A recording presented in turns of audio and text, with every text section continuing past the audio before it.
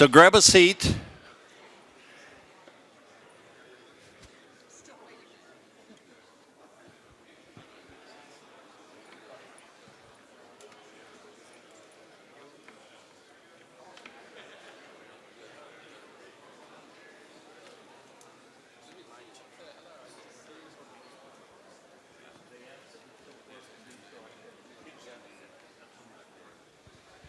So good morning. Welcome to the second day of the Riga conference.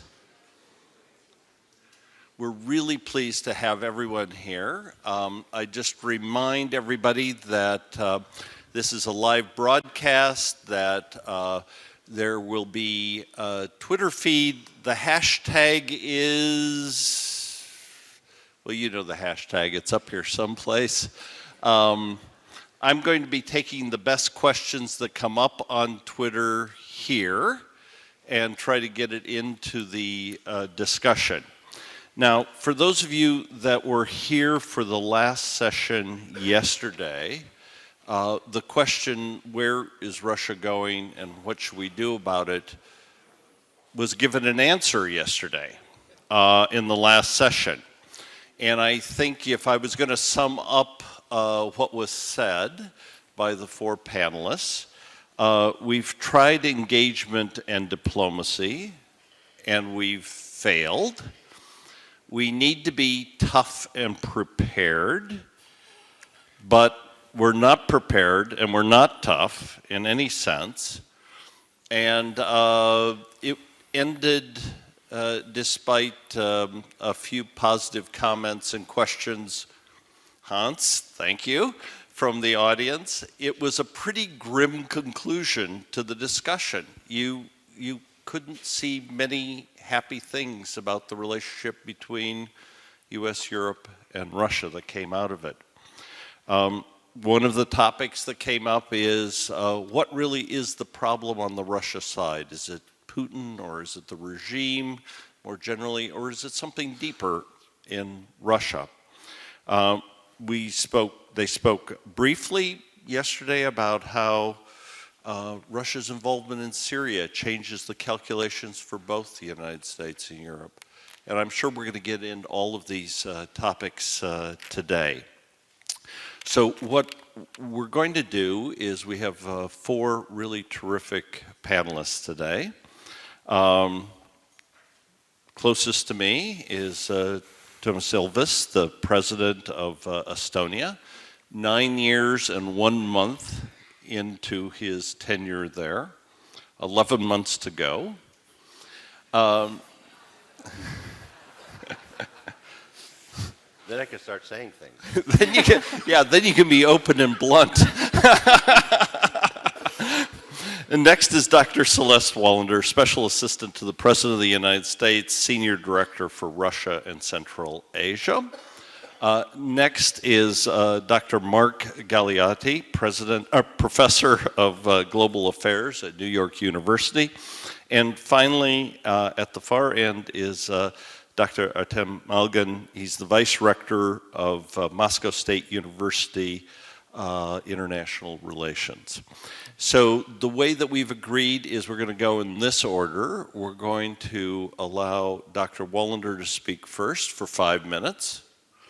Then we're going to turn to President Ilves for 3 minutes. No, 5 minutes too. And then the last person will be Dr. Malgin, because I'm sure there'll be things that he wants to correct. No, don't worry, Mark. Mark knows where he fits into the scheme of things. So with that, I'm going to turn it over to you, Celeste. Thanks very much, Craig. Thanks so much for inviting me. Thanks for hosting this terrific conference here in beautiful Riga in this fantastic building.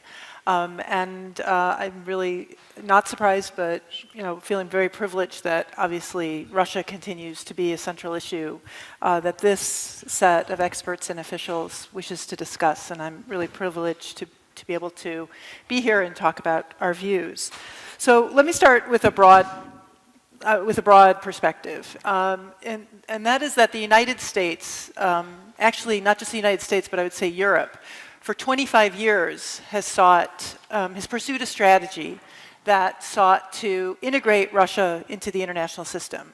The fundamental assumption was that a Russia that was integrated in the international system, that was modernized in its economy, in its political system, in its contributions to the international community, that was a positive stakeholder in the international community, would be not only good for Russia and her Russians, but it would be a constructive force in global affairs and therefore good for the national security interests of the United States and for Europe. And that assumption played out with a number of key strategies. For example, the United States recognized Russia as a sole legal successor state to the Soviet Union. We didn't have to, but we did, which enabled Russia to take the Soviet Union's seat as a permanent member of the UN Security Council with all the rights, privileges, and responsibilities that that status carries. The United States also recognized Russia as having the successor role in treaties and agreements governing nuclear weapons possession and stewardship, and we concluded a new strategic nuclear reductions treaty with the Russian Federation that entered into force into 2011. The United States worked for many years to achieve, and the Obama administration brought to success, Russia's accession to the World Trade Organization. And through persistent efforts in the NATO-Russia Council and in the Organization for Security and Cooperation in Europe, the United States consistently has sought across multiple administrations to engage Russia on key European security issues. So the US strategy has been pretty consistent across multiple administrations and has pursued this goal of integration across those administrations. And the Obama administration still believes that that is the Russia we should seek. That would be the Russia that would be best in the national security interests of the United States and, frankly, European interests and even global interests. So that assessment hasn't changed. What has changed since President Putin came back to power in 2012 is that the Russian leadership no longer appears to accept the rules and institutions that Russia signed on to at the end of the Cold War and even after. Rules and institutions from which Russia has benefited. I gave you some examples. Russia has status as a permanent member of the Security Council because it had signed on to the post-Cold War order. Although there were worrying signs that Russian leadership sought to evade those rules in previous years in its problematic suspension of the CFE treaty, in its invasion and occupation of Georgia, and the creeping annexation of sovereign Georgian territory since then, it was Russia's unilateral use of military force to acquire territory with the attempted annexation of Crimea that revealed the true scope of the Russian leadership's rejection of the rules that constitute the fundamentals of global and European order. And since then, Russia's military intervention in eastern Ukraine and its use of coercion to attempt what it decries elsewhere as unacceptable, that is, interference in the internal affairs of a sovereign country, has fully revealed the depth of this Russian leadership's rejection of the bedrock principles of European and global security. So we can, and we still do, hope for a Russia that is secure, prosperous, integrated, and on track to provide a better future for its citizens. But meanwhile, we have to tackle the challenge of the Russia we face, not the Russia we wish to see. US policy towards Russia leaves open the potential for Russia's return to the global community as a constructive stakeholder if Russia's citizens so choose in the future. And the United States will leave open the door to maintain our historically strong ties with Russian society, investing in people-to-people programs, scientific and education exchanges, and opportunities for private investment, innovation, and trade. And the United States continues to cooperate with Russia in those areas where we share pragmatic common interests and global responsibilities in tackling challenges such as non-proliferation, nuclear and other weapons of mass destruction security, preventing atrocities and humanitarian crises, and combating violent extremism and terrorism. I want to come back at the end to the current issue of Syria in this context, but let me come back to that at the end. But despite our willingness to cooperate where it is our responsibility as a global leader with Russia, when Russia can be part of the solution to pressing global problems, we believe that the Russian leadership has now demonstrated its willingness to use aggressive tactics through conventional and unconventional means to achieve diplomatic objectives. So the United States must also defend itself and its allies against Russian coercion and aggression, and work to ensure that Russia's coercion against its neighbors does not succeed. NATO has already taken important strides in this respect by implementing the commitments made at last fall's Wales Summit, and this will be a major topic of discussion at next year's Warsaw Summit. I would point to already the development of NATO's Very High Readiness Joint Task Force, the VJTF, which deployed for NATO exercises already this year in Poland. And I would also point to the United States getting ready to place approximately 250 tanks, armored vehicles, and associated equipment in Baltic and Central Asian countries to reinforce the U.S. commitment to NATO and collective defense. Central Asia? Sorry, Central European. I was just in Central Asia. Sorry, I've got Central Asia on the mind. Thank you, Mr. President. Thank heavens Tom Elvis is on the stage. While strengthening our defenses, we are also working on reducing our vulnerabilities and those of allies and partners who respect our common rules and institutions. To make our partners resilient against Russian tactics, the United States is focused on areas such as elimination of corruption, strengthening democratic institutions, including independent and unbiased media, and diversifying energy supplies. As Mr. President knows, President Obama said in Tallinn that, quote, "We are stronger because we are democracies, we are stronger because we embrace open economies, and we are stronger because we stand together." So it's the unity that also is of European unity that is a response to the challenge that Russia poses. So Syria, how does Syria fit into this? Syria could be an area and should be an area in which the United States and Russia and frankly the broader international community cooperate on a pressing global challenge. So Syria is a test of whether there is another case in which Russia will be constructive and cooperative, as Russia was in resolving the issue of an agreement on Iran's nuclear weapons program.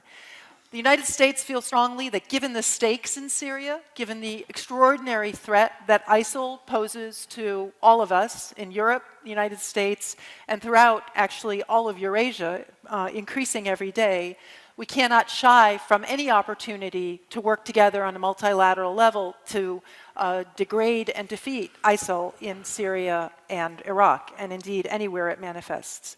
But also, we have to remember that there is a civil war in Syria that has killed 250,000 people and has caused an unprecedented humanitarian crisis, which now is even bringing the effects of that civil war to Europe through the migrant and refugee crisis. This is the quintessential global challenge which we cannot shirk from seeking to address with all potential partners and all potential stakeholders, including Russia. But cooperation on global challenges can take place and is taking place while at the same time, as I said, the United States is pursuing an element in our Russian strategy that is focused on defending ourselves and our allies and partners and reducing the vulnerabilities that have made so many countries subject to Russian coercion and aggression. So cooperating on Syria, if it proves possible, and that remains an open question, cooperating with Russia on Syria will be in the same track and in the same category as cooperating with Russia on Iran. And I would point out that even as the United States was able to negotiate successfully with Iran and with the support of Russia and Europe, even so, we implemented our strategy on making Russia's aggression and coercion against Ukraine unacceptable and raising the costs through a consistent and unified policy of sanctions.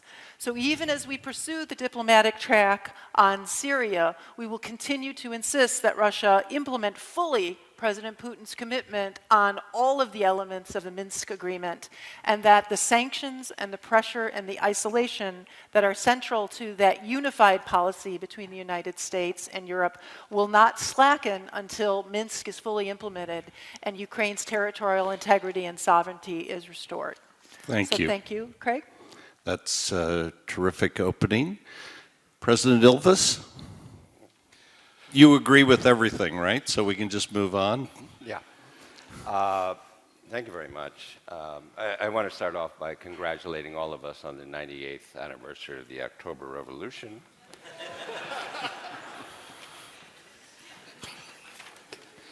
But anyway, what I would say is that I think, I mean, I don't know where Russia is going, but I think that the whole thing can be summed up by the word denial. They're dealing with anti-access area denial, and we're dealing with reality denial. What we see is, I mean, we see persistent, constant moves in directions that, in ways that really are not part of what we consider acceptable behavior in international affairs. And we keep hoping that being nice will make them stop. So that's, I think, our problem with the reality denial.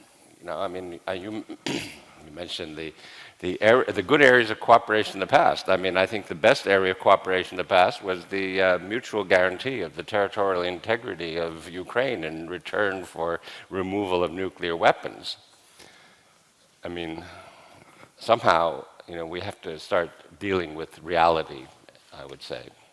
And it's not criticism of anyone here, but I think I would just say that we need to move to start being more realistic. We had last week, again, we had a report of yet another mock attack on Sweden with backfire bombers veering off 15 seconds before they hit Swedish airspace, in a repeat, actually, what happened 2 years ago in 2013, with a mock attack on the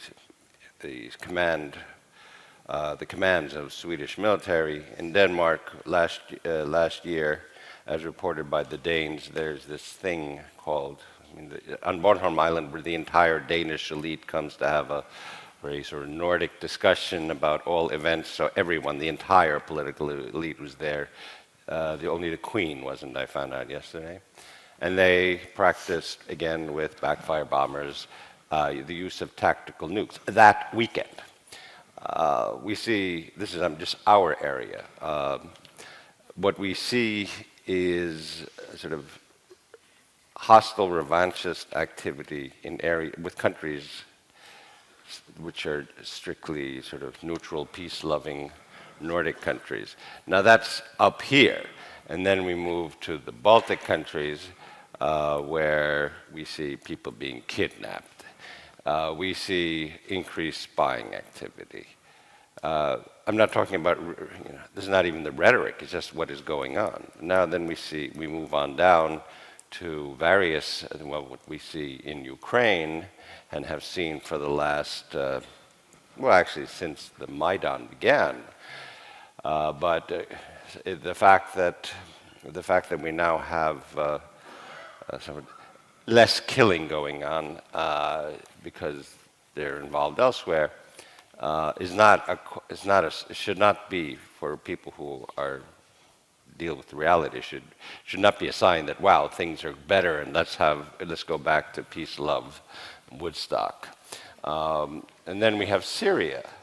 And if I would recommend everyone read a very good piece in the Financial Times, I guess about 2 weeks ago, actually talking about this same anti-access area denial with after the firing of cruise missiles from ships in the Caspian Sea, and the development of very, very effective anti-aircraft missiles in ship-based. So they're in the Mediterranean, where they have not been before, or they have not been since the 80s. So, and what do? We don't do much. I've been arguing for a long time, we're in the period 1946-47, in which people didn't really know what was going on. Here was our former ally. Now they're toppling governments, Poland, Czechoslovakia, Hungary, and finally it took a British labor union socialist to write a letter to Harry Truman and say, I think we got to do something. I don't know who's going to be that socialist in Europe who's going to write a letter to the US president saying, there's something going on here that we better start protecting ourselves more than we have. Instead, we have actually a very divided Europe on these issues.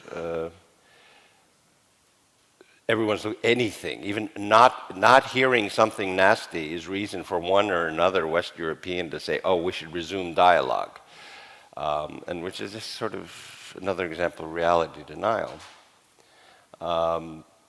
I think we should establish certain things. First of all, dialogue is good, but dialogue is not a policy.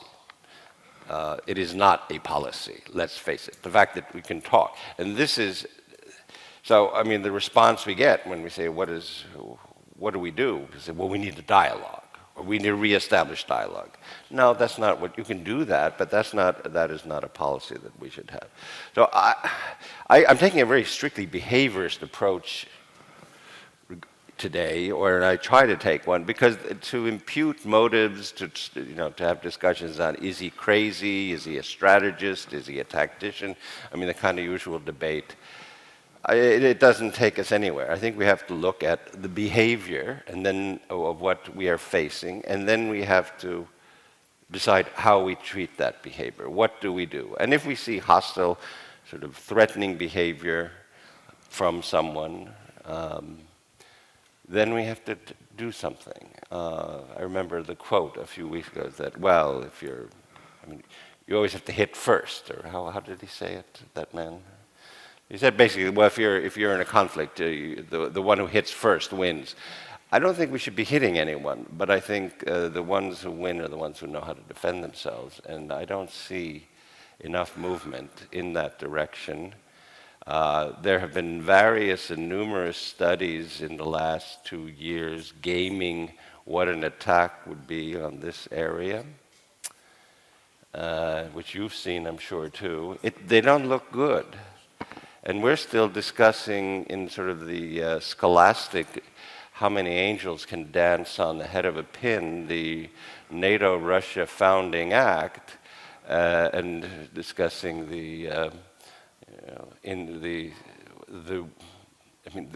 we're getting Talmudic with this.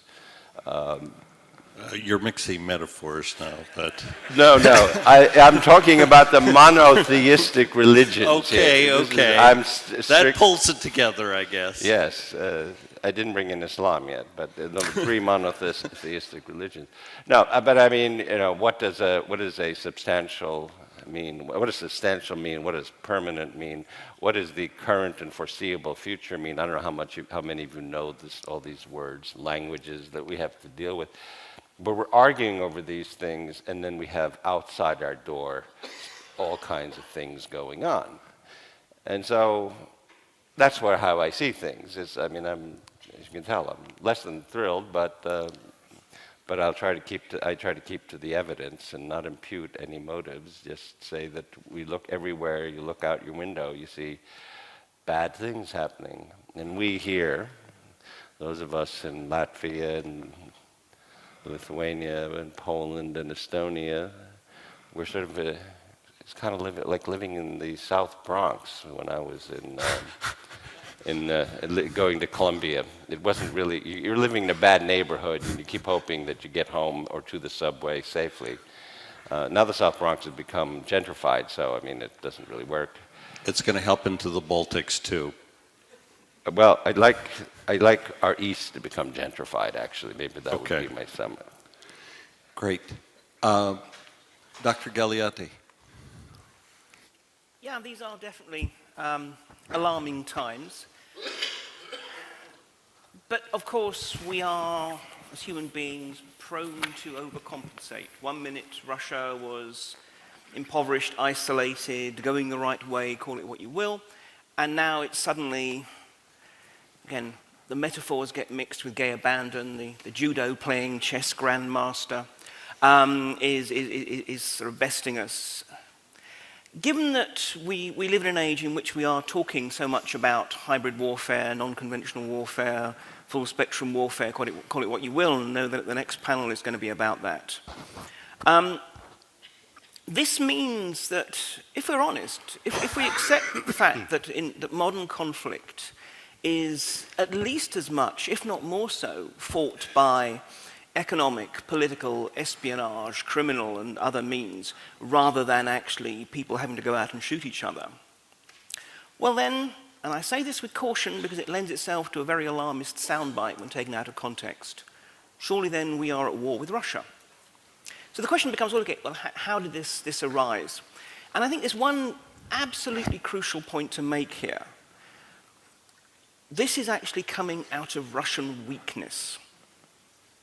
This is not suddenly an emboldened and assertive Russia.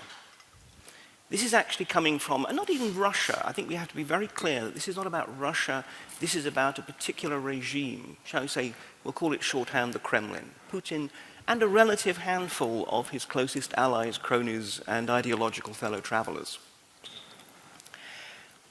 They have an economy which is declining, even if actually it is sort of about to bottom out and beginning to get into not even single-digit, but point-digit recovery next year or not. Nonetheless, this is not a great economy, and this is one that is getting worse. And that's unfortunately the reality that we all like to avoid, because none of us understand it, is that economics basically determines everything else. It's got a military that surely has been able to have certain successes. One looks at the polite people in Crimea, or the 30-odd bombers currently doing their work in Syria.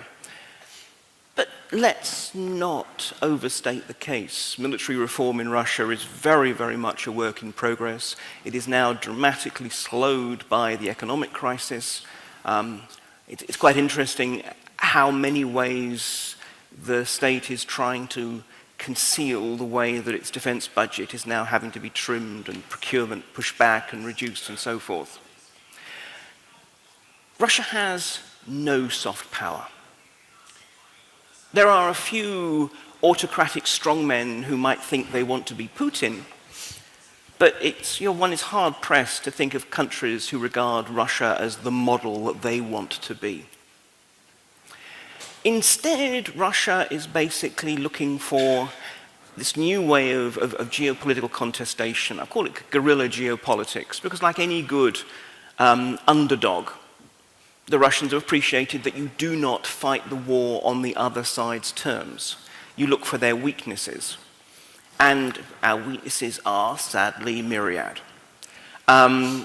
This is often a conflict of governance. It makes use of the fact that whereas Russia, as a not complete but fairly authoritarian state that to an extent doesn't have to listen to its people, to an extent doesn't have to listen to its elite, can be that much more focused in will and therefore resources than a democratic pluralist West that has to think about the politics, has to think about the people, has to think about a whole variety of challenges, and frankly also has, especially in Europe, I would say, a culture of seeking conciliation, of being uncomfortable with conflict in any form. It can also take advantage of the modern sort of financial structures of the world, which allow Russian money, often dirty money, to be moved around the world from various havens and then deployed strategically where it might be useful, whether it's penetrating particular sort of crucial infrastructures and industries, or more often supporting troublesome political movements, parties, pressure groups, you name it. It makes use of organized crime as a resource, an intelligence resource, a political resource, a practical resource. It makes use of its intelligence agencies, still in many ways, for all certain sort of distinct drawbacks of late, nonetheless one of the jewels in the crown of the Russian system. But again, these are all the instruments you use because you're weak. And also because I think on whatever level you realize you're weak at home, Putin's underlying philosophy, as far as I'm concerned, is his notion of Russian sovereignty. And that word means something rather different when he uses it from when we use it. Russian sovereignty basically means no one and nothing. Not the United States, not the UN, not an international court, not international law, ought to be able to constrain and confine what Moscow does within its own borders, and ought to be able to prevent Russia from having a sphere of influence that it regards as its own, that it deserves. This is why, I mean, from his point of view, countries such as Ukraine and Georgia are not proper countries, not for historical or ethnic reasons, but because their sovereignty has to, in his eyes, take second place to that of Russia's. Why this? Is it just because he is an unreconstructed imperialist or whatever? No. This is not a man who wants to bring back the Soviet Union. This is not a man who wants to conquer Western Europe, in my opinion. Instead, he wants to hold on to what he's got. And the very reason why he feels the need for that is precisely because, whether he's willing to admit it or not, I think he's aware that the tide is against him. Russia is changing. It may not seem it, especially from without. It may not feel as if it is when we look at Russian television and when we look at Russian foreign policy and such like. But certainly my own experiences, and these days, I spend as much time as I can inside Russia, A, because I genuinely enjoy the place. There's definite silence in the hall at that notion. But also because I think you actually need to see and smell and feel and touch and talk the country to really get a sense of what's going on. And I think he realizes that actually the days of, shall we say, the Putin-style Russia are going. This is, for me, the last lengthy and painful gasp of authoritarianism. This panel is called Quo Vadis Russia, and obviously we've concentrated particularly on foreign policy. Let me talk therefore a little bit about actually how I see Russia changing. And to me, there are three Russias. There is actually an emerging, rational, working Russian state with people who just want to do their job, people who actually just want to have a decent life. And sometimes it's measured in the most, perhaps perverse increments one could imagine. The new generation of Russian cops, for example, this is one of the areas that I've been looking at for years, is the Russian law enforcement community, but also criminality. And alas, the dividing line between those two realms is sometimes much more porous than we would like. Well, the new generation of Russian cop is still, on the whole, corrupt. But a different level, a different type of corruption than you'd have found 10 years ago. There is a moral economy to corruption, and it is shrinking. This is not just simply some binary, are they honest or are they dirty? One could look at Western Europe, to be honest, and different law enforcement agencies in Western Europe, and I will definitely name no names, and find ones with greater or lesser tolerances for corruption. Well, likewise, things have been getting better in terms of just the attitudes and the values. I've taught some courses in Russia. The Russian students, yes, they may well be spoiled scions of a kleptocratic elite who still want to live good lives, but I've been fascinated by the extent to which certain values have actually become internalized by this very, very cosmopolitan elite, after all. So there is the emergence of some kind of a rational state. The problem is the second Russia, the kleptocratic Russia, particularly the Russia of the oligarchs and the demigarchs and the corrupt officials and so forth, who regard basically a position as simply something, an asset that you monetize to the fullest example. And the trouble is, at the moment, as it were, whenever the interests of the rational state interfere with that of the kleptocracy always wins. But then there is the third level, which is actually the ideological level, and which I think is actually held by only a relatively few people. Alas, one of those people includes the current incumbent of the Kremlin.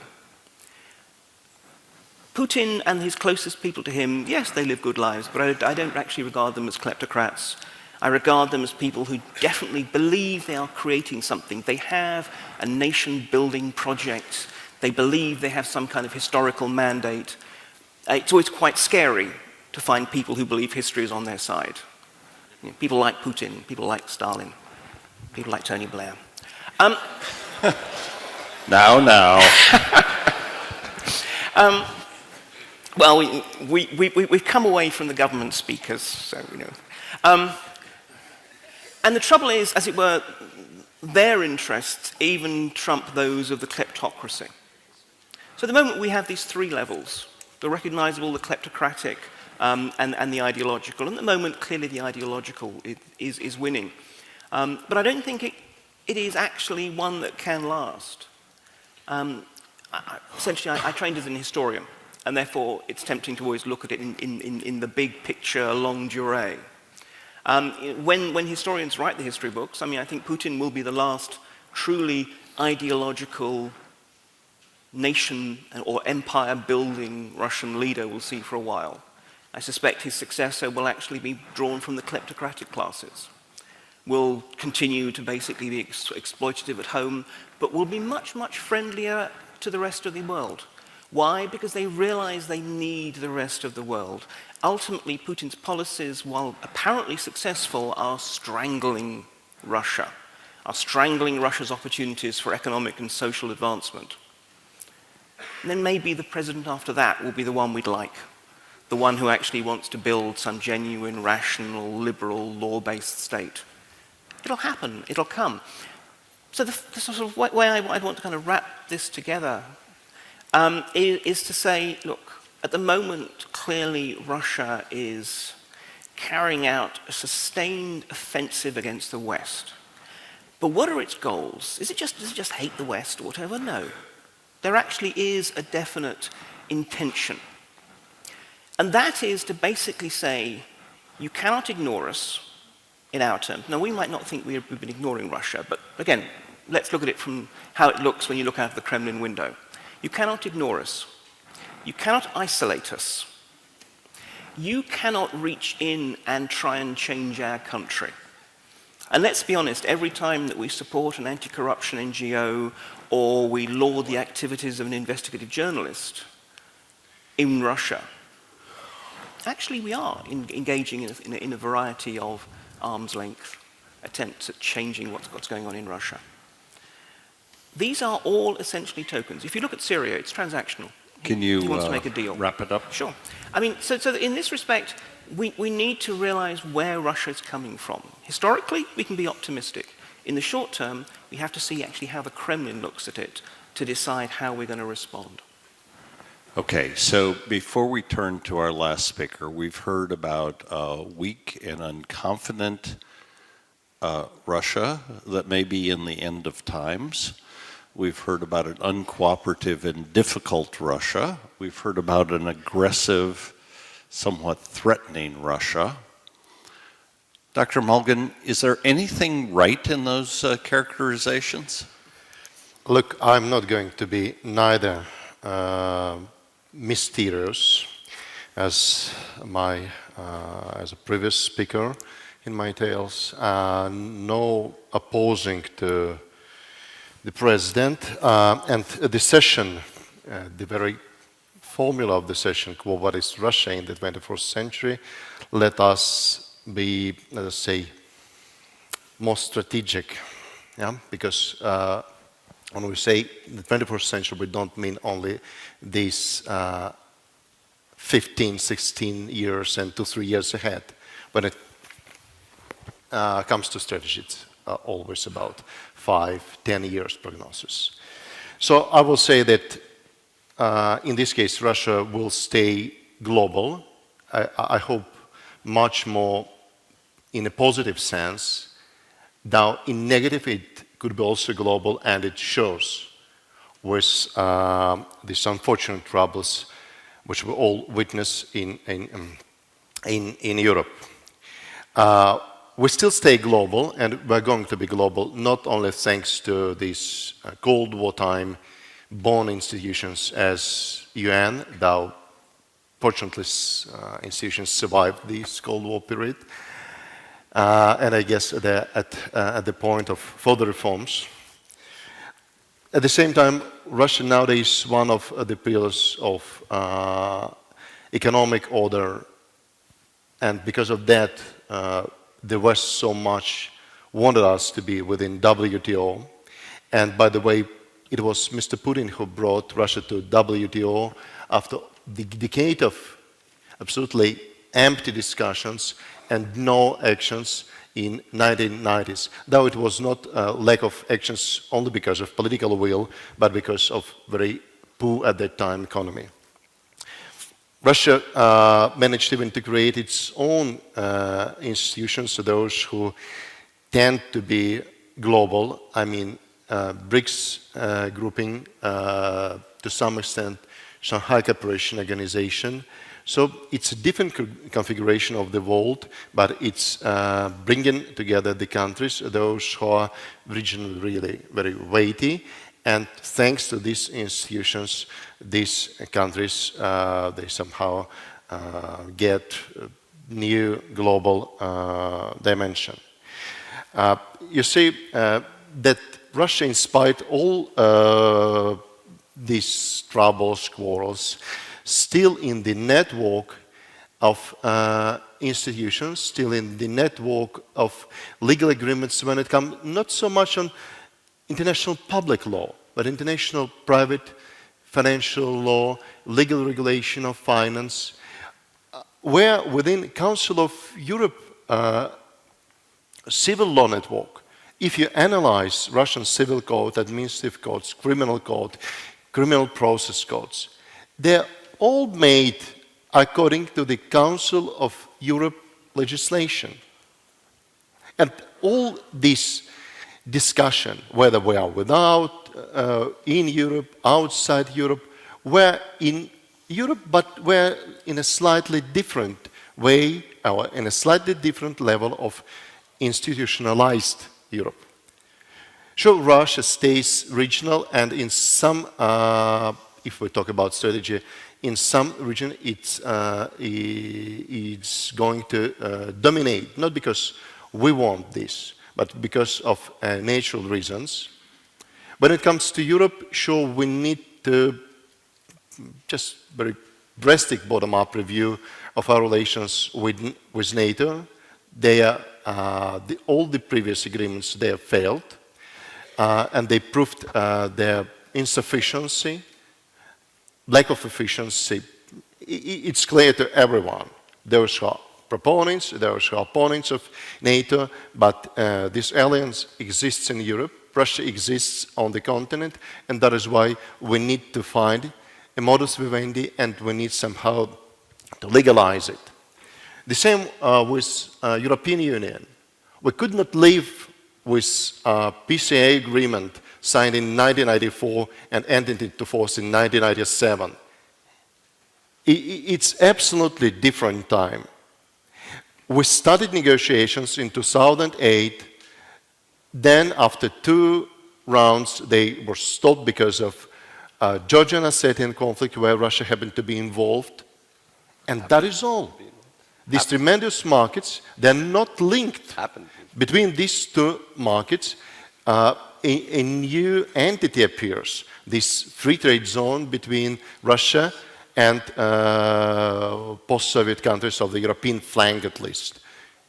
And we don't know how to cope with all these entities. We don't know how to cooperate neither with them, nor through them, across them with European Union. No scenario, both in Moscow and in Brussels. And that is why it is one of both strategic and very tactical, practical tasks.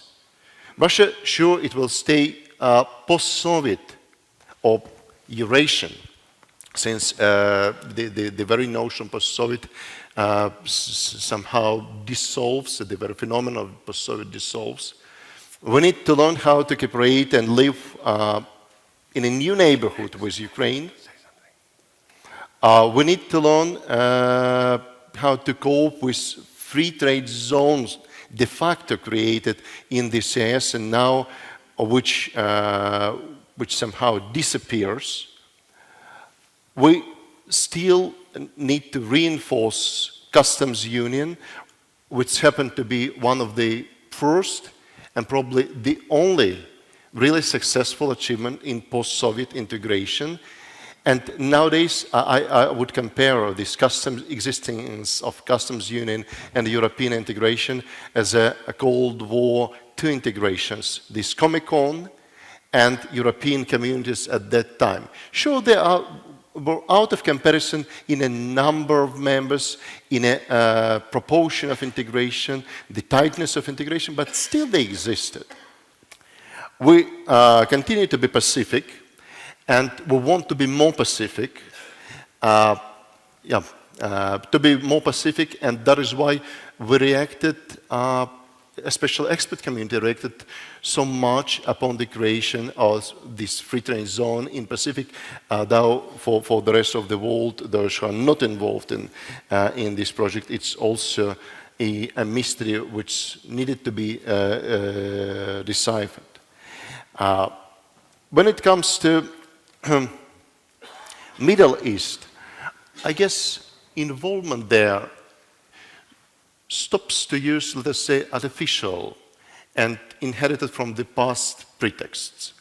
Because nowadays, with Russian involvement to the Middle East provokes very strong discussions inside expert community, business community, military community, to what extent we need this. And many people say that we follow old-time scenarios. So there is a need to save, let us say, Syrian people, those who are not yet under the control of this Islamic State. But what else? When we have a Middle East strategy, should we rely upon Turkey as a very close, big market, those who needs potentially natural resources from Russia? Or should we rely upon Iran, and how we could rely upon Iran, because they're, in terms of economy and energy, they're nearly the same. They're competitors to Russia when it comes to world or Eurasian and Middle Eastern markets. That is the questions. Russia tends, and it is the last point for this short remarks, I guess it tends to be more market-oriented, because now with a diminishing role of oil and gas, next portion of discussion, serious discussion started, how we could substitute the role of oil and gas. It's clear we could not rely upon them. The diminishing of oil prices, they hit it really in a very strong way, the Russian economy, the level of everyday life of the Russians.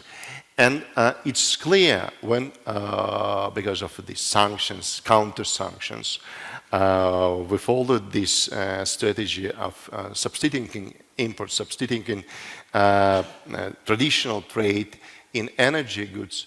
We found out that we're not prosperous, let us say, to put it in a mild way, in all sectors of our economy.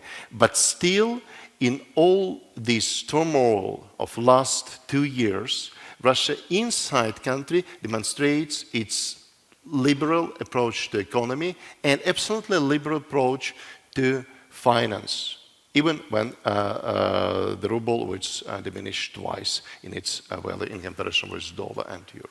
That is all. Okay, thank you so much. We're going to turn to the audience for questions in just a second, but we've heard, frankly, very different views on where Russia is and where it's going. President Ilves, you were so disciplined early on. Did you hear anything that the other three said that you agree with? Well, the only thing I actually wouldn't agree with, just a technical point, is that Russia is a member of the WTO. It just, to this day, does not follow the rules, which I guess is kind of an overall metaphor for the problems that we deal with. But basically what I would like all of us to understand that what we called the post-Cold War era doesn't exist anymore. It is over, finito, done with. We need a new term for this. I've been pondering for a while. What is this new term? What are we in now? Because this is not the peace, love, dove, peace, dividend, let's not spend money, out of area or out of business of Lugar in the 90s for NATO. We're in something else, and it is not the post-Cold War period. People then say, we can't have a new Cold War. And I go, well, it's not the new Cold War, A. B, there's one benefit to the Cold War. People were not being killed in a major way between Europe and the United States versus Russia. They're getting killed in proxy wars elsewhere, but in Europe, we did not have what we see in Ukraine today. So that's like my big wish that we'd understand. Now, what we do see, however, is something else. I mean, in addition to all you said about the kleptocracy, Mark, I mean, we have here another phenomenon which I would call Schröderizatia. And we see this, and that is actually the use of money to buy things up and to support hardcore right-wing fascist parties in the West, promoting.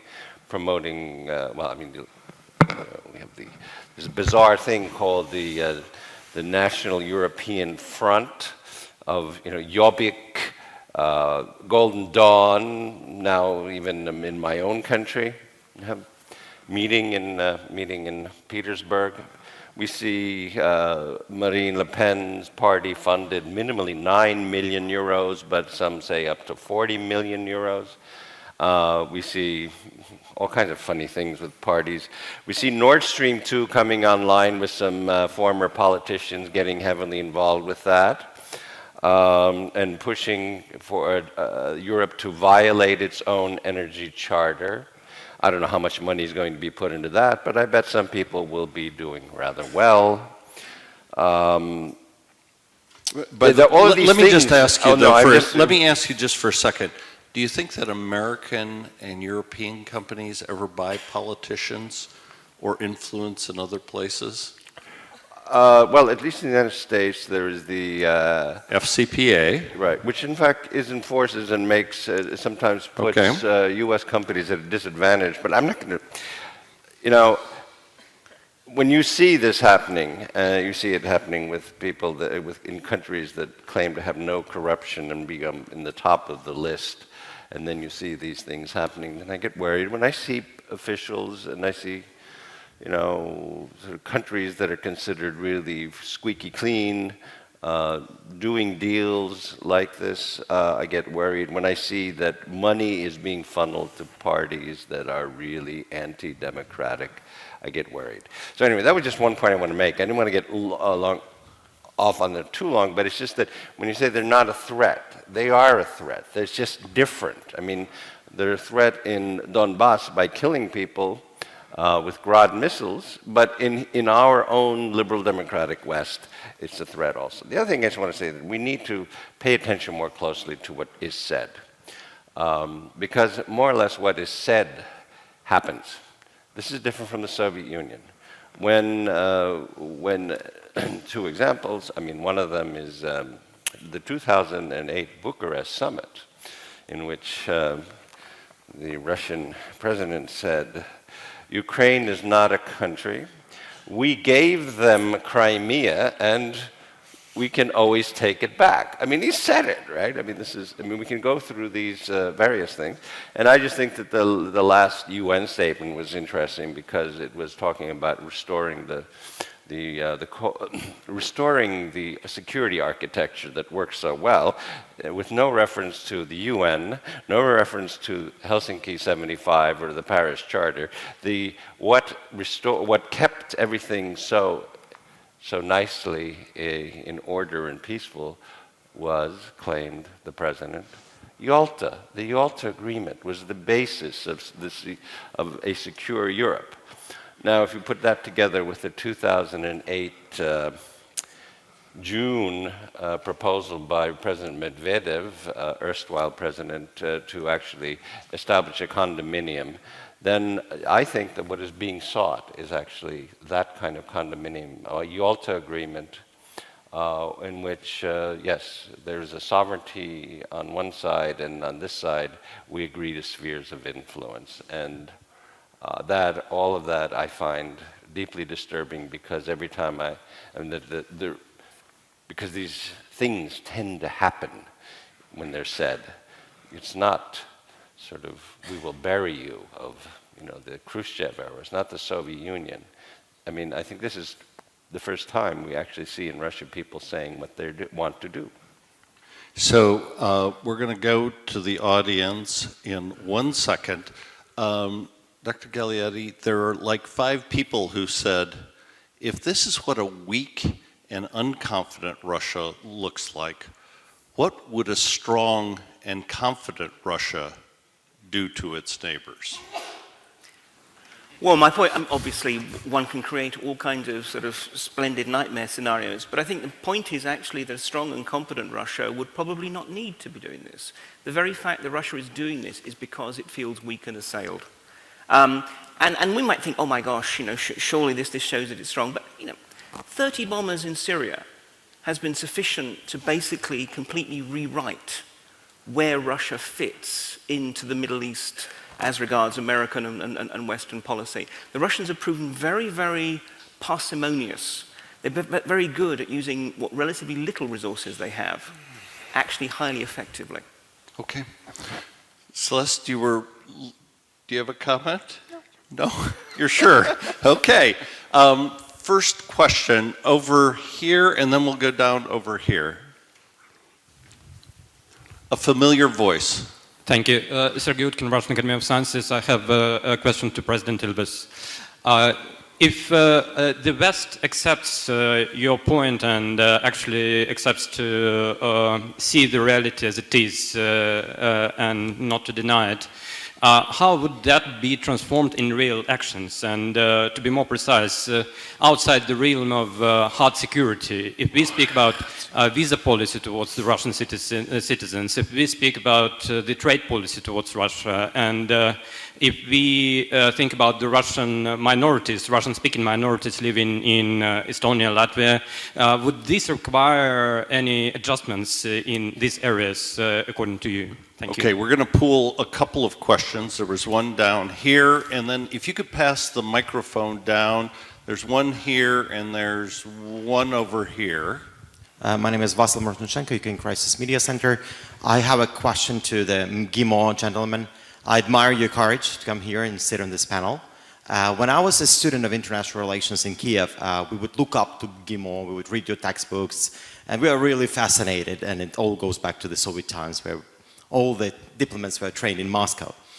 I'm just very curious, you referred to international public law and to international private law, and I'm just very curious what challenge you see you're now facing in bringing up the new generation of foreign service professionals for Russia, given the fact that Russia has violated several dozen of international multilateral and bilateral agreements. How do you actually explain that to the students? Thank you. Okay, now over here, and we'll take one last one, and then we'll go back to the panel. Thank you, Hamid Lajavardi. Russia historically has been an expansionist power from a behavioral point of view. How successful has Russia been in influencing the elites of Europe to divide parts of Europe, and how successful has their pivot to Russia been? I know what President Ilves thinks. Really? And right over here, if we could just pass the... Thank you. Klaus Wittmann, Aspen Institute, Germany. If Putin has in mind cooperating with the West on Syria, then he has an odd way of introducing that by unequivocally taking sides and adopting Assad's definition of what is a terrorist. It may be that he has forced the hand of the hesitating United States, but he is wrong in thinking that one can enforce respect and equal level by unilateral violent action. I said to the Russian ambassador the other day that his country would have more easily gained profile as a great power had it agreed 4 years ago to at least morally condemn Assad's disproportionate use of violence against initially peaceful protests. And I see the danger that the West is so eager to cooperate with Russia on Syria that we will compromise on Ukraine. And that is my question to the panel, at least to the three panelists sitting here. Do you see the danger that we fall into that trap? Okay. Who wants to start? Celeste. So let me, I want to address this issue of integration, and it fits in with President Ilves's point about, what kind of era are we in? And I agree, it's not the Cold War. Russia is already integrated, and I agree with Mark that one of the goals of the Putin regime is to limit and control that integration, and that is a fantasy, because it can't be done, or to the extent that it is done, it actually makes Russia weaker. if you try to control foreign investment, if you try to control getting good information from the internet that would support making good decisions as opposed to strategic mistakes, you're going to weaken your ability to govern effectively, you're going to weaken your ability to act strategically and effectively in the international system, and you're going to weaken your economy. So Russia is Russian society, Russian business, Russian media, Russian intellectuals, even the Russian political elite is integrated in a way that the Soviet elite wasn't, because the Soviet Union had a different past. It was coming out of being a peasant and agricultural society into a 20th century that was increasingly global, but not networked in the way that the world is today. So simply using Cold War frames to understand what's going to happen over the coming decades would lead us to mispredict and misunderstand. So I think it's much more dynamic and much more challenging, and but I do believe that this Russian leadership, this Putin leadership, does not understand the disadvantages of trying to control that integration, and they come up against it every day to their again, disadvantage. Russia, I don't know that this Russian leadership is expansionist, but what I did try to highlight without using the word, but now I'll use it, is that this Russian leadership is revisionist. And it does not accept the rules of the game that it accepted. It does not accept existing borders. It does not accept the rules of territorial integrity and sovereignty and a whole host of rules. And that is a different kind of challenge than what we've faced over the past 25 years. So I agree that it's a different era. We may not have a name for it, but I think we do understand, at least we in my office in Washington do understand that is a different kind of challenge. On Syria, I just want to say, I made absolutely clear that there's no trade-off, there's no trade for Syria, for Ukraine. If Russia cooperates on Syria, it's because it's in Russian interests. The current Russian leadership may have a misguided and flawed understanding of what's in Russian interests and what's at stake in Syria and in the fight against ISIL and extremism. Hopefully they will come to understand that and be part of the solution. But there's not going to be a trade for cooperation on Syria, and therefore ignoring somehow the fundamental issue of European security that Russian intervention in Ukraine poses. In the same way that there was no trade for cooperation on Iran, even as we were implementing with Europe what has been, a very coherent strategy on supporting Ukraine and seeking to impose costs to try to get the Russian leadership to come back to the negotiating table on Ukraine. So let me be absolutely clear. There's no need for doubt. Let me ask just a quick follow-up. I know your job is to focus on the current situation with Russia, but we heard two views that both suggest that there are changes happening and that they're positive. Both professors gave some hope for the future that things were going to be very different. Do you share that at all? Do you have any optimism?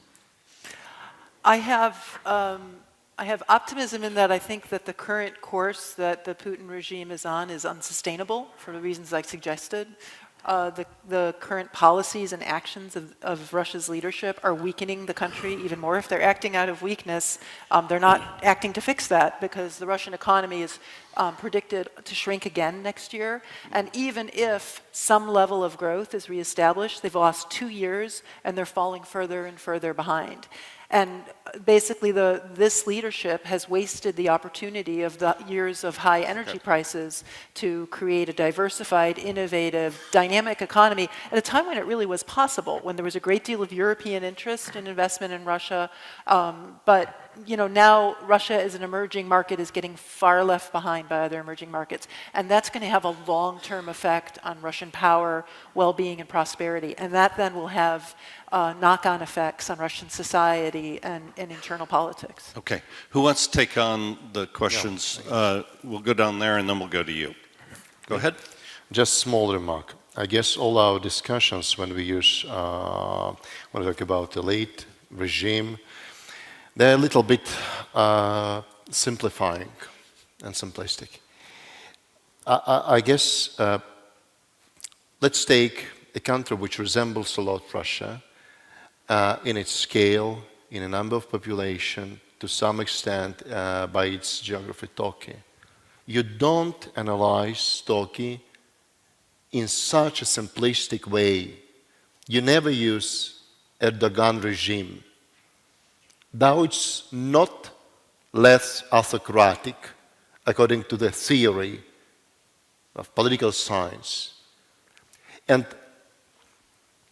inside the elite, you perfectly understand it at the everyday level of those colleagues who, American diplomats, those who work on everyday level. You understand the different groupings inside, you know their interests, and it's kind of, let us say, democracy, diversification within bureaucracy. And to use it in a serious audience, if we want to analyze Russia, if we want to understand, and we want to predict, don't use this absolutely empty shell notion regime. You see no substance under this notion. Yeah? When we talk about media, the media is so much diversified. There is state-controlled television. There is tremendous, nothing funny, yeah? There is tremendously popular newspapers, Kommersant and Ведомости, those who don't belong to so-called self-declared opposition. But they discuss with the public, Russian public, in the way you discuss it here. There is internet, which is under strong discussion by, I would say, in-country extremists, how to control it, how to restrain it. But in spite of all these discussions, it's still free, and it's full of different views. And if we move to this level of discussion, I guess it will bring much more results, and let's say practical results. How to understand Russia better.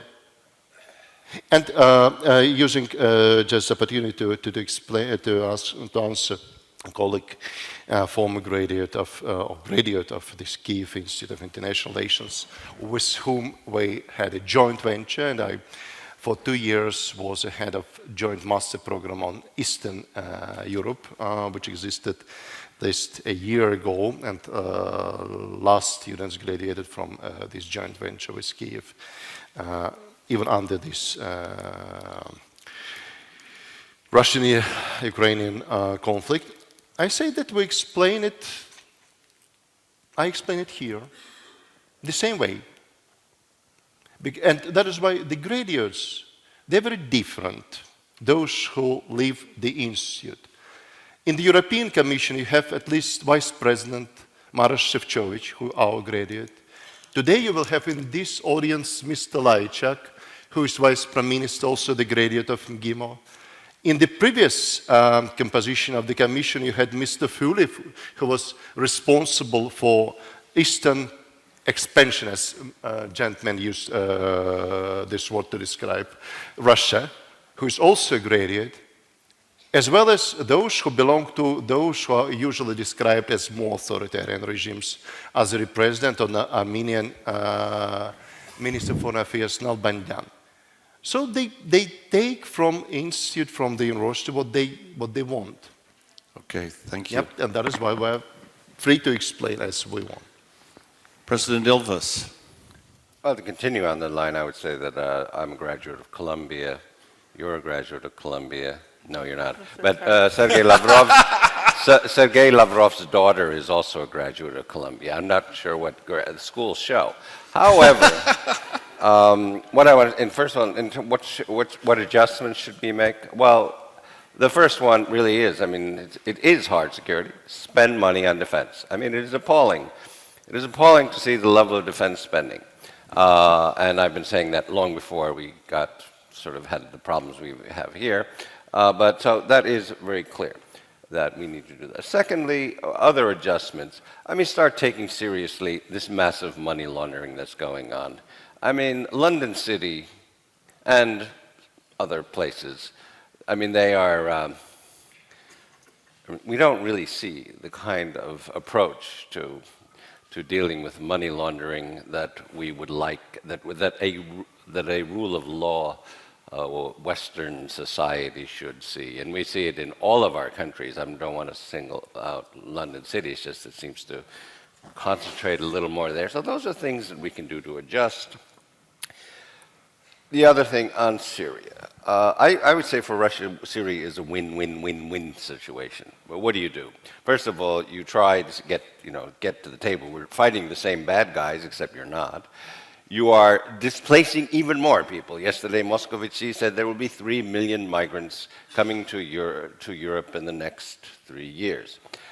Well, I mean, one of the recent phenomena that we've observed are people taking the direct flight from Damascus to Moscow. I mean, so we're seeing the Assad people. I mean, who else is flying from Damascus to Moscow? Flying up to Murmansk, taking a bus to Norway, and then because you can only cross the border on bicycles, they bicycle across by the thousands. I mean, someone's making a lot of money renting bicycles here, and they all get stamped in the visas.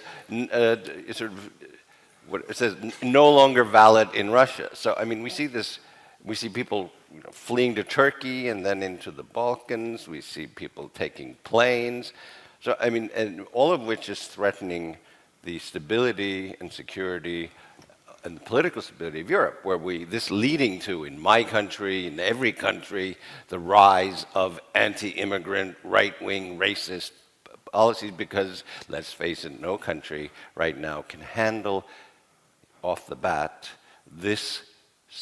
an influx of this size. We have to adjust our social welfare policy. We do all kinds of things. We're Estonia and I think Latvia are sending, for us, significant contingents of police to go to Slovenia to help out. I mean, this massive disruption is going on. So it's a win-win-win situation. I mean, and you see politicians in the West saying, oh, we have to go, let's sit down and talk to them, even though the positions are very different on Syria. I mean, so I would say that on the Syria issue, we really haven't thought this one through. Dr. Galeotti, and while he's speaking, get your hands up for the second and last round. Very briefly, I think let's insert 2 words here, nuance and hypocrisy. Talk about nuance. I mean, and actually, I'd agree with Professor Malgin. Actually, there are a whole variety of developments within Russia that mean it is not the Soviet Union. I think I disagree with how far pluralistic the television is, but if you look at the rest of the media, no, absolutely. But there is a lot of real discussion and debate, and likewise, for example, the court system, which was mentioned. Actually, the court system has gone through some real positive developments. The problem is we sometimes see that on, as it were, key reasons where then sort of political or economic interests at stake, people can reach down and still determine the decision. But the boring majority of court decisions actually are handled, really rather well. So I mean, I think let's make sure that we appreciate that the problem is not so much that Russia is some kind of neo-Soviet Union. That would be ludicrous. It's how far there is for me at least, a massive disconnect between the processes that have been taking place within Russia and actually the nexus in which policy, especially international policy, is being made. These seem to be they feel to me as in 2 separate worlds. But at the same time also, I mean, I think, again, we need to be blunt about the fact that as far as the Russians are concerned, the West is, or when I say the Russians, I think the Russian officials and a lot of others, the West is hypocritical. And it's not entirely unfair as a suggestion. We have for a long time wanted to have our cake and eat it. And you mentioned the City of London, and to my shame, that's absolutely true. In Britain, we have historically been terribly sort of eager to oppose Russian adventurism so long as it doesn't interfere with the flow of money into London housing and London banks. And sort of generally, I mean, if we look at Syria, look, the Russians are in there to protect their own interests directly, to protect an ally, and also they hope, I mean, we've heard that there's no chance of that, but I think in the Kremlin there is the hope that it actually will represent some kind of a bargaining chip over Ukraine. These are not entirely ludicrous thoughts or ambitions. You know, that's what great powers do. They protect their allies, even if their allies are, and let's be honest, Assad is a thoroughly objectionable, evil, I would even say, individual over a similar regime. But nonetheless, we tend to protect our allies. The Russians may be doing it, as it were, with a particularly evil ally. As ever, they do something a little bit different in scale, but it is not necessarily completely out with the norm of modern geopolitics. So, I mean, I think I mean, in this respect, I'm actually saying, without in any way wanting to disagree with any of the sort of the more critical perspectives put forward, let's at least bear in mind that this is not some kind of Manichaean battle of good versus evil. This is a struggle which is at once geopolitical and normative, and we should look at it in those terms. Okay, next round. Over there, and back over there, and way, kind of 3/4 of the way up. So did someone get a microphone over here to here? Well, who's got a microphone? And then we'll adjust over there. Okay, we'll start back there. Andres Stegmans, Latvian ambassador in London. My question is to Artyom Olegin. You made a reference to legislation of Russia that's in compliance and based on legislation of Council of Europe. Well, if we have in mind that legislation on press, legislation of mass demonstrations, legislation on, well, free speech, foreign agents, legislations that allow to acquire in a speedy and efficient manner all the stocks of UCOS, well, I would argue it's not entirely in the line of Council of Europe legislation.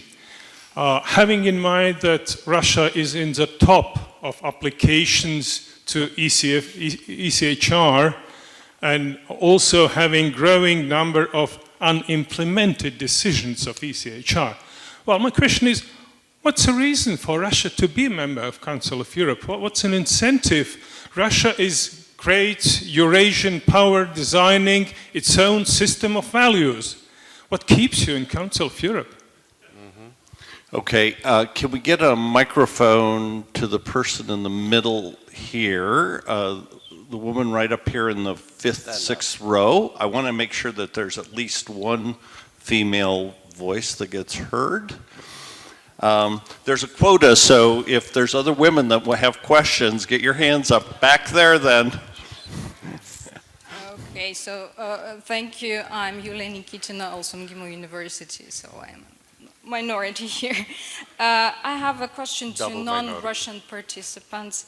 According to your presentations, probably all current problems of Russia that it has with the West are in Russian current political regime. So could you please suggest the best case scenario, according to your opinion, of changing this leadership and changing of political situation in Russia for the next 5 to 10 years? Your personal opinion. Thank you. Okay, and let's see, who else? We had someone over here. Okay, right over, back over there. Let's hear this one. Thank you, Mr. Speaker. Alexei Kolomeyets, the Center for European and Transatlantic Studies, Kyiv, Ukraine. First of all, I believe we should realize Poroshenko has lost not the war, just only anti-terroristic operation. What now we're seeing is the beginning of new, very dangerous phase. Now, I'm sure that the real war is beginning in Ukraine, receiving all details from the ground of the battle. Okay. The Obama administration took a very dangerous decision to blockade assistance to Ukraine delivering weapons, not only to save Ukraine, but save all the transatlantic community. I know that inside the White House, the very strong anti-Ukrainian group is established. It's a very great challenge. Moreover, question? The Minsk agreement is a crime. a crime against Ukraine and Ukrainian people. And the very similar document was signed in Vienna towards Syria. I call the Vienna Accord is the Syrian Minsk. So my question to Mrs. Volunteer, do you have a capacity to project what will be in the Ukraine during the last months of the Obama presidency? Thank you very much. Okay, you've got the woman in the back there, and in the meantime, we'll get the microphone to the person here. Maria, oh, sorry. Okay, go ahead. Maria Logan, Open Russia. I have a question for Mr. Mulligan. There have been a lot of said about Russia's interest, so-called interest in Syria. So what are Russia's national interests in Syria? Thank you. Okay, final question here, and then we'll go back to the panel and we'll wrap it up. From Ukraine, Igor Kabanenko. My question to Artem Malkin. You mentioned in your speech this another way how Russia institutionalize Europe. What does Europe mean? In this regard, Russian way to militarize Crimea and other occupied territories, to bring, to renovate military nuclear facilities in Crimea. Does it mean this direction of new institutionalization or Russian way to institutionalize Europe? Thank you. Okay, so this is going to be your final shot, so why don't you start since Okay, first the question about why within Council of Europe. The disagreements with the decisions of Council of Europe and the court, it's normal practice, and not only in Russia, but still Council of Europe is the most representative together with OSCE organization on the continent. And we are going to stay there in spite of some right-wing people in Russia that they argue in the parliament, in public discussions, that it's better to leave. All legislation named, with exceptional one thing, is done according to the legislation of Council of Europe, because it was adopted either within the first term of President Putin or under Mr. Yeltsin, and no one approached it with such remarks. Foreign agents, simply such a notion doesn't exist in the Council of Europe legislation. And foreign agents, it's rather, let us say, kind of psychological problem for those who are called foreign agents. These non-government organizations which act in Russia. It's very uncomfortable to be called foreign agent, since the very connotation, and you perfectly know Russian, sounds as though it's a term from 1930s, 1940s. It's rather psychological problem, and you know it. Yukos affair. Yukos affair was treated by under the auspice of Council of Europe legislation, and I guess it's much better than to deal with Yukos affair outside this legislation, outside the court, outside Council of Europe. Then the question, open Russia. I said nothing about Russian interests in Syria. Yep. I said that Russian interests in the Middle East should be reviewed, should be understood better. They should not be based upon historic heritage. That is all. The only clear interest and the only clear task which is seen in Syria involve Russia's involvement in Syria. It's just to save.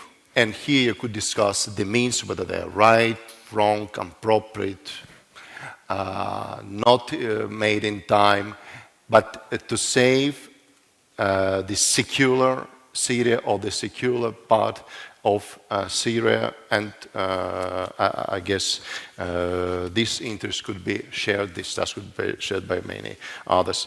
As for Admiral Kibanenko question, I said I don't pretend that we're going to institutionalize Europe. I said that we're included in European affairs on a lower level of institutionalization than European Union, but here I quoted just Council of Europe. As for military installations of Crimea, they had nothing in what I said. And in general, I guess the best way for Russian-Ukrainian relations nowadays and for foreseeable future for next 2, 3, 4, 5 years will be to insulate this question, yeah?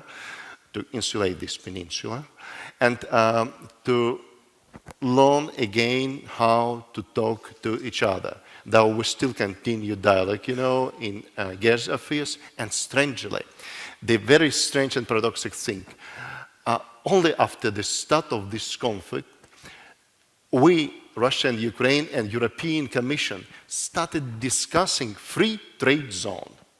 And really, it's a strange conflict. Yeah? When you start discussing positive things, which should be discussed much, much before November 2013. Okay, thank you. Dr. Gagliardi? Briefly, let me talk about Ukraine and what may face Ukraine, because I think there's actually some wider issues relating to Russia that can be said about it. I mean, in many ways, Ukraine has similarities to Russia, except in some way, I mean, to be honest, it's been more dysfunctional and more corrupt. And that's why, absolutely, I mean, the sort of beyond the military conflict in the Donbass is the much wider governance conflict of Ukraine actually attaining the promise that frankly has failed or only at most slightly partially been answered over the past 20-odd years. And this is going to be an interesting test case for Russia as well, because precisely there is such considerable similarity and commonality between these two countries. If Ukraine can do what it promises to do, then it does raise the question, there is no reason why Russia should not at some point. Which means that it's not going to be easy, and it may well mean that there are going to be sort of some pressures from Russia precisely to prevent that, i.e., you know, Russia benefits from having a Ukraine which is unstable, corrupt, dominated by oligarchs who in due course can be bought off or with whom an accommodation can be reached, as we've also heard in Europe. So I think for all these reasons, Ukraine is going to become a battleground not just amongst Ukrainians, but also a wider geopolitical one that hopefully is going to be fought not by guns and bombs, as is now, but precisely by two rather different models for how Ukraine can and should develop. Okay, thank you. Dr. Wallander. All right. So the interesting question of, you know, what would be good for Russia. I think what would be good for Russia would be for Russia's citizens to be able to choose Russia's future. And right now, that's not the case. And I take Professor's point that regime is something of a loaded, not a political science term, although it is used in political science. But it usefully highlights the difference between national interests, a term we throw about, and regime interests, and the distinction. In a democracy, you can be pretty confident that the foreign policies that are pursued are in the service of the national interests, because if not, the government will be defeated in the next election or called to order by Congress or parliaments or the media. But in a non-democratic country, there's no constraint on the ability of a narrow leadership to pursue its own interests versus the national interest. And in Syria, you know, if Russian national interests are threatened by the rise of ISIL, which I believe they are, and I believe that's a genuine fear in Russia, and we share that fear,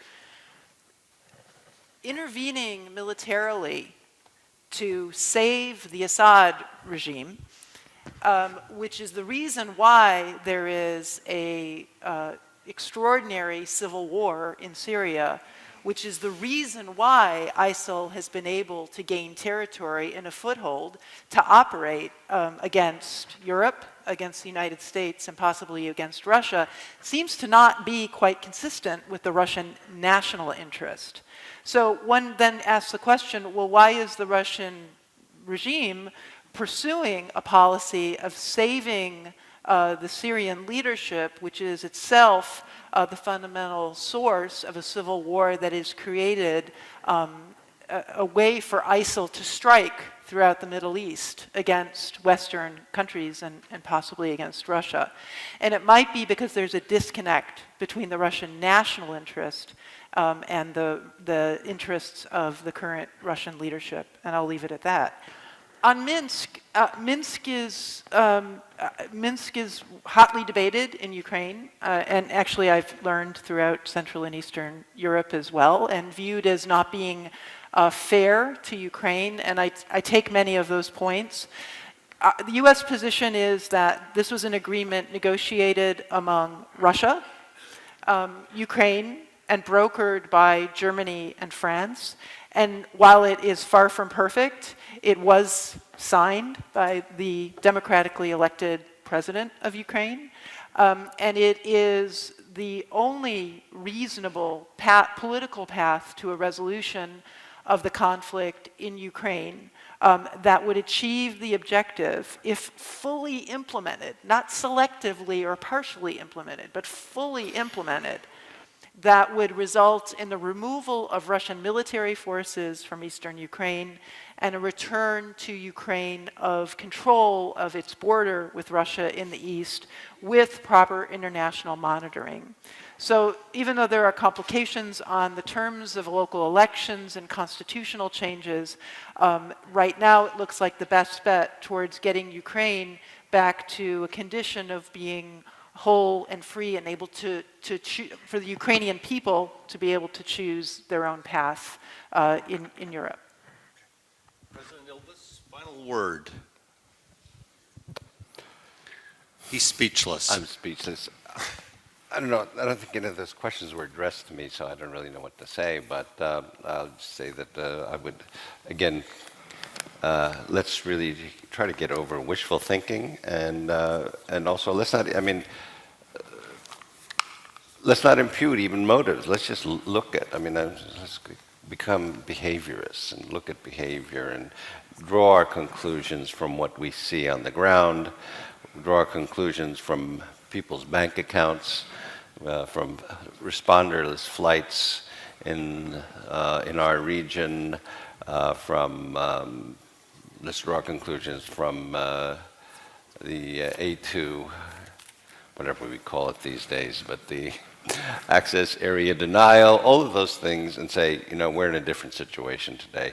Let's sit in the liberal democratic West, recognize that we are threatened in ways we could not have imagined before, and do something about it, because sitting around and saying, well, what are they doing over there, or how can, I mean, I don't want us to be so centered on Moscow.